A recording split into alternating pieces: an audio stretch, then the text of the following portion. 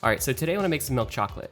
Now some of you may have seen my other video on how to make chocolate, and this video is kind of the spiritual successor to that one. It's actually going to make some aspects of the chocolate making process a lot cheaper and easier, and that should make it a little bit easier to do at home. If you want to follow along with me, I'm going to put a list of the ingredients down below. Now with that being said, I'm also going to take this opportunity to experiment with some new techniques, such as freeze drying my own milk, as well as using a wet mill to make the chocolate. Both of these things are completely optional, especially since they require some pretty specialized equipment. But since I just recently got some of these toys, I thought this would be a good chance to show them off. Alright, so with that out of the way, let's begin with the cocoa. Now to make life easier, I found some cocoa beans that were already fermented and dried, and this did save me a lot of time, and they were also significantly cheaper.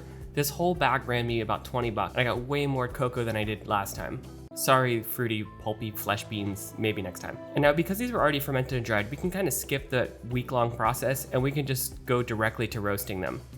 Now to roast these, we just need to place them into an oven. So start by turning on an oven about 325 degrees Fahrenheit or about 160 degrees Celsius, and we're gonna let the beans roast there for about 5 minutes to kind of warm the beans up. And then we're gonna turn the temperature down to 275 or about 135 C for about 20 minutes. During this time, the beans will kind of go from smelling funky, as I like to say, to like that more beautiful chocolate smell. Once they're roasted, pull the beans out and let them cool for at least an hour, but preferably we can let them cool for a few hours. This just helps ensure that none of the flavor escapes when we begin to peel the skin off these beans. All right, now that I've given mine a few hours, we need to start actually peeling the beans and kind of removing their shells. Now initially I peeled by hand, but then I half remembered something I read online that you could achieve the same effect, and it was a lot quicker by crushing the beans and then using a hairdryer or something to blow away the shells. And I really wish I had remembered the other half of what they said, because what ended up happening is this was kind of dumb.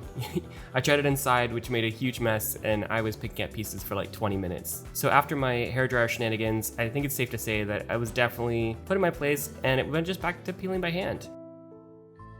I think there is a way to do this smartly, so maybe you're smarter than I, but I definitely just made a giant mess. It took me about 10 minutes and I peeled a total of about 170 grams or about 6 ounces of the cocoa. Alright, now with those beans peeled, it's time to actually start talking about the milk part of this milk chocolate experiment.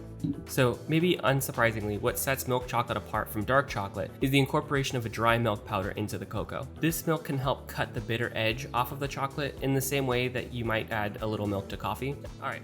Now first off, I want to say that what I'm about to do is kind of involved. So for you folks following along at home, this step is completely optional and it's totally fine to just purchase some powdered milk from the store.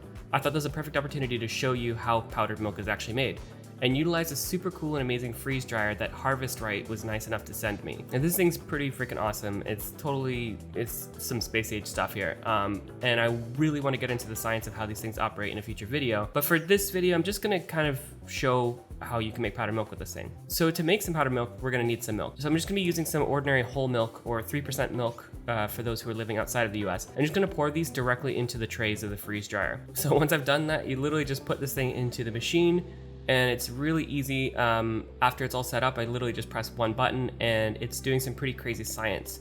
It's honestly really silly how easy it is to make freeze-dried milk using this freeze dryer, since it pretty much does everything automatically. But inside, it's actually doing some pretty cool science. So the first thing that it does is actually freezes the milk solid. And then once the milk is actually frozen solid, a vacuum pump kicks in, which lowers the pressure inside the chamber. Now as this happens, the boiling point rapidly drops. And that boiling point drops so drastically that the water inside will essentially boil off while it's still frozen. And that means that it goes directly from a solid to a gas, skipping the step of becoming a liquid. And this process is known as sublimation and leaves the structure of the material in play. And also in the case of milk, because we're not really heating it, it's not really destroying any of the enzymes or not really changing the flavor or taste of the milk, not really just, denaturing any enzymes, which is something that normally happens when you dehydrate milk. All right, I hope that brief explanation helped you understand the freeze drying process, but this is really something I definitely want to go into more detail on in a later video.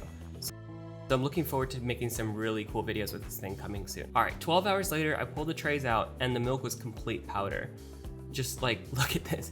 It's pretty amazing. Now, as I said before, if you wanted to, you could just purchase the powdered milk directly, as I did for my white chocolate video. But if you wanted to experiment with making, milk chocolate with different types of milk, for example, maybe using like goat's milk or something else, getting a freeze dryer like this would definitely be the way to go. All right, now that we have our powdered milk, it's time to make our chocolate. Okay, so first we need to measure everything out since there's kind of a ratio to making this. Now for this video, I'm going to be using a wet grinder to mill all of these parts together. Now the wet grinder is an awesome machine that will basically roll a mill over the cocoa, grinding it to an extremely tiny size. Now as I covered in my peanut butter video, I was really only able to get this wet grinder because of your guys' generous support. Last week I was able to use this to make some pretty smooth peanut butter, but this week I'm going to actually be using it for its intended purpose, which is to make chocolate. Now I know not everyone has a wet grinder, and if you want to use a different method for making the chocolate, I think the techniques that I used in the original chocolate video worked pretty well, so be sure to check those out if you haven't already. Alright, with all that being said, for this milk chocolate recipe, I'm going to be using a ratio of 2 to 1 to 1 to 2 of cocoa to cocoa butter to powdered milk to sugar.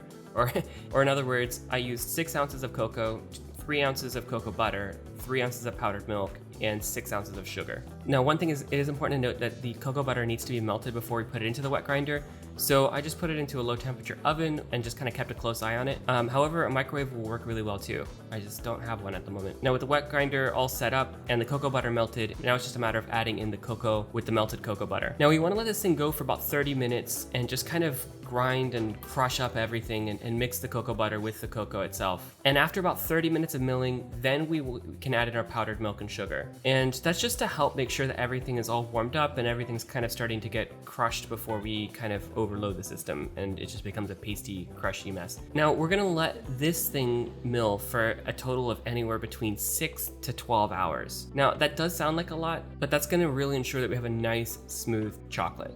Now for those of you who watched the peanut butter video last week, you may remember it only took me about 30 minutes to mill a super smooth peanut butter. That's way shorter than the 8 to 12 hours of milling chocolate requires. So why is this? Well, to be frank, I'm not 100% sure, but if I were to guess, it has probably something to do with the hardness of the cocoa beans in comparison to peanuts.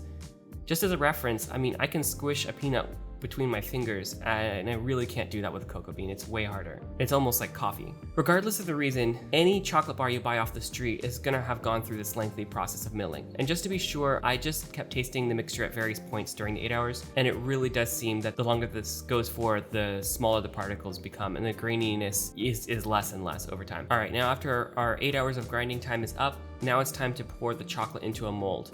And I'm going to be using these trusty silicone molds, and make sure you give the bars the old tappa to release any trapped air bubbles. And as it turns out, there were quite a few, and I honestly had to tap for a good 30 seconds. And I was actually able to get about 2 solid chocolate bars out of this mixture, as well as kind of a small bowl of leftovers I used to coat some pecans and just ate that. Now I let this chocolate firm up, and afterwards they look like this. I think they're absolutely beautiful, so I'm really impressed with how they turned out. Now first off, the all-important snap test. Perfection.